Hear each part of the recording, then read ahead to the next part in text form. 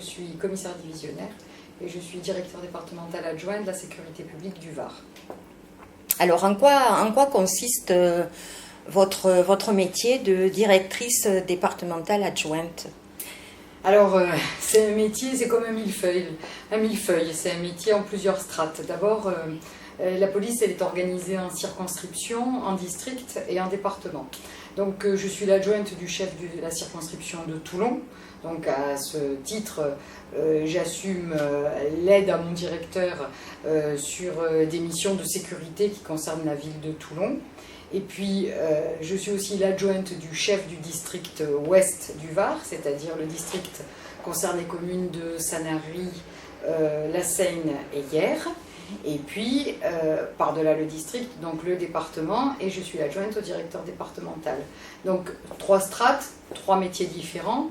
Toulon, c'est la police de tous les jours, la lutte contre la petite et la moyenne délinquance. Au niveau du district et du département, c'est plus de l'animation et de la coordination des 10 autres commissaires. Et comment vous êtes arrivé à faire ce métier? Comment on devient commissaire de police? Alors, sans doute un peu par atavisme, parce que moi, mon papa était policier, donc mon père était un flic de PJ, et un jour, j'étais encore petite, il est arrivé, puisque les premières femmes étaient arrivées en police judiciaire, et donc il a raconté à ma mère l'arrivée de ces jeunes femmes calibrées, c'était une révolution pour lui, et moi je me suis dit pourquoi pas. Et donc après j'ai fait des études de droit à la faculté d'Aix-en-Provence, et je n'ai pas croisé d'autres métiers qui me passionnent comme celui-là. Donc après ma maîtrise, j'ai pris une année pour préparer le concours que j'ai obtenu en 1986, ce qui ne me rajeunit pas, et je suis partie à l'école des commissaires de Saint-Cyr-au-Mont-d'Or. Comment vous avez été accueillie en tant que femme dans ce milieu plutôt masculin? Oui, alors moi quand j'ai passé le concours, les affiches de recrutement, c'était la police à métier d'homme. Donc déjà ça voulait tout dire.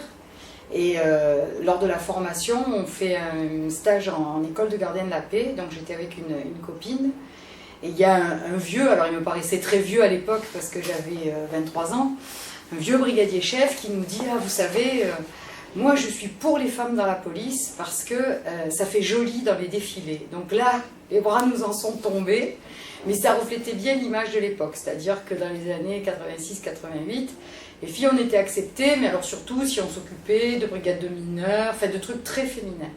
Et on a des femmes emblématiques chez nous, dont Martine Monteil et Mireille Bail-Estrazy, qui sont des pionnières parce qu'elles ont refusé ces places de femmes au sein de la police et elles nous ont ouvert les portes pour que nous occupions tous les postes. Alors oui, bien sûr, avec des sacrifices, difficiles de mener une vie de famille avec des enfants, etc. Mais ça se fait de plus en plus et on y arrive de plus en plus. Vous pensez que les séries télévisées où on voit de plus en plus de femmes inspectrices de police, voire commissaires ou juges, ça a aidé à l'intégration des femmes dans la police? Oui, j'en suis persuadée. Parce que moi, je me rappelle une perquisition, j'avais 25 ans et j'étais le commissaire. Et le monsieur chez qui on a perquisitionné n'a jamais voulu croire que la plus jeune de l'équipe et la nénette était le chef. C'était inconcevable pour lui. Alors qu'aujourd'hui, je pense que c'est rentré beaucoup plus dans les mœurs. On se heurte encore à des problèmes de sexisme dans la police? Je pense que dans la société, on se heurte encore à des problèmes de sexisme et nous ne sommes qu'une image de la société. Donc oui, mais il faut les surmonter comme dans la société. Il ne faut pas baisser les bras, il faut avoir un féminisme intelligent et il faut continuer à avancer. Et c'est quoi un féminisme intelligent? Bien, un féminisme intelligent, l'homme n'est pas notre ennemi, mais il faut qu'il respecte notre place. Et si vous n'aviez pas été commissaire de police, si vous n'étiez pas entré dans la police, qu'est-ce que vous auriez fait? Moi, je voulais être médecin sans frontières. Je voulais partir. Et puis, mon père est décédé, j'étais jeune, j'étais encore au lycée. Et je me suis dit que médecin, c'était de longues études. Et je ne voulais pas dépendre financièrement de ma mère. Donc, je me suis tournée vers le droit. Bon, j'ai fait des études quasiment aussi longues, mais avec un salaire au bout de 5 ans. Voilà, et je ne regrette rien. Et vous êtes toulonnaise d'origine? Pas du tout. Je suis fille de pied noir et je suis de nulle part d'origine puisque je suis née par hasard à Paris. J'ai vécu pas mal de temps à Marseille. Disons qu'on va dire je suis provençale. Et qu'est-ce que vous aimez dans ce métier? Alors je crois que comme beaucoup de policiers, j'aime cette incertitude sur la composition de la journée. Voilà. Ce matin, ma collègue de hier avait sans doute une journée bien remplie, un agenda bien rempli, et à 7h30, on a un octogénaire qui tue son épouse, et donc la voilà partie sur ce meurtre. Voilà. Et ça, je crois que c'est ce qui fait le lien et le lien entre tous les flics, du gardien au contrôleur général, c'est qu'on ne sait jamais ce qui va se passer dans notre journée. Et les inconvénients? Oh, vous savez, je crois que quand on aime un métier, les inconvénients, on les oublie un peu.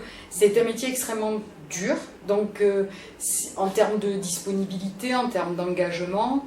Donc ce qui en fait son attrait sont aussi les pires inconvénients. C'est-à-dire que vous avez un dîner, il y a une affaire qui tombe, il faut partir. Quand on aime ce métier, c'est ce qui met du piment. Si on l'aime pas, ça devient insupportable. Est-ce que vous allez souvent sur le terrain? Alors, moi, je n'y vais pas assez à mon goût, parce que mon métier, avec mon ancienneté et mon poste, c'est plutôt de la conception et de la direction. Mais ce qui me fait vibrer, ce qui me fait tenir, c'est aussi ma propre motivation, c'est le terrain. Alors, dès que je peux, oui, j'y vais, y compris le week-end. Et voilà, s'il y a un gros dispositif le week-end, moi je vais être plutôt sur le terrain qu'en salle opérationnelle. Qu'est-ce que vous préférez sur le terrain comme action? Moi j'aime bien d'abord j'aime bien le groupe, j'aime bien la meute. J'ai eu une grande période de travail en police judiciaire. Et on nous compare un peu à des chefs de meute, les commissaires. Donc j'aime bien ce sentiment du groupe, de la solidarité, de la confiance, parce que la meute, c'est aussi se faire confiance les uns les autres. Et donc une intervention dans un groupe, alors le groupe, on n'est pas obligé d'être 20, hein, on peut être que 3 ou 4, c'est une partie du métier que j'aime beaucoup. Après, c'est vrai que j'aime bien, quand je dirige une opération d'interpellation, là aussi, il faut être coordonné, il faut être rigoureux, mais il y a aussi cette notion de groupe. D'ailleurs, si j'ai choisi des métiers d'investigation puis de sécurité publique plutôt que des métiers de renseignement, c'est que je ne suis pas très individualiste. En fait, j'ai besoin du groupe pour m'exprimer, j'ai besoin de la confiance des autres, d'avoir confiance dans les gens, de pouvoir compter sur eux et d'être là pour eux aussi quand ils ont besoin de moi. Et dans vos équipes, il y a autant de femmes que d'hommes qui interviennent? Non. Non, alors... D'abord, dans la police, il y a moins de femmes que d'hommes, hein, même si depuis quelques années, les recrutements n'ont plus de numerus clausus, ce qui n'était pas le cas quand moi je suis rentrée. C'est quand même un métier qui est resté masculin. Et puis après, au fil de l'eau, toutes les femmes ne gardent pas cette envie de terrain. On a quand même beaucoup de femmes qui ont envie de faire un autre cœur de métier qui leur permette de s'occuper de leurs enfants, de leur famille, etc. Par contre, les femmes qui sont sur le terrain et qui ont cette volonté de rester sur la voie publique, elles sont à mon sens très bonnes, très professionnelles. Donc vous avez été commissaire principal à Marseille. Quel souvenir gardez-vous de votre passage dans une ville réputée difficile? Alors quand j'étais commissaire à Marseille, j'étais pas en sécurité publique, j'étais en police judiciaire et j'étais dans un domaine très particulier qui est la délinquance économique et financière. Donc au travers des permanences de police judiciaire, j'avais une idée de l'ensemble de la délinquance de la ville, mais moi j'étais quand même c'était un peu sectoriel. Et à l'époque où j'y étais, ce n'était pas le Marseille d'aujourd'hui. C'est-à-dire qu'on pouvait monter une permanence sans règlement de compte, sans coup de Kalachnikov. La Kalachnikov, ça n'existait pas. J'ai quitté Marseille en 2004. Les coups de Kalachnikov, c'était l'exception. Bon, aujourd'hui, c'est quand même plus fréquent. Voilà. Donc, quand on avait une semaine de permanence, évidemment qu'on avait au moins un vol à main armée. Ça, c'était le minimum. Et on a connu des affaires beaucoup plus importantes. Bon, j'ai eu des meurtres pendant mes permes, mais je dirais c'est la délinquance classique. Voilà. Et sur Toulon, la délinquance? Sur Toulon, elle n'est pas comparable à Marseille. Alors, il ne faut pas la nier, mais c'est une ville où il fait bon vivre. où la délinquance, me semble-t-il, est maîtrisée, mais ça c'est peut-être à d'autres acteurs à le dire qu'à celui qui constate les crimes et délits. Non, je pense qu'on a une délinquance d'appropriation, parce qu'on a beaucoup de gens à la retraite ici. On a quand même un niveau social assez élevé dans le Var, donc on est victime d'une délinquance d'appropriation à l'ouest par des bandes marseillaises et à l'est par des bandes niçoises. On a une délinquance liée à l'alcool.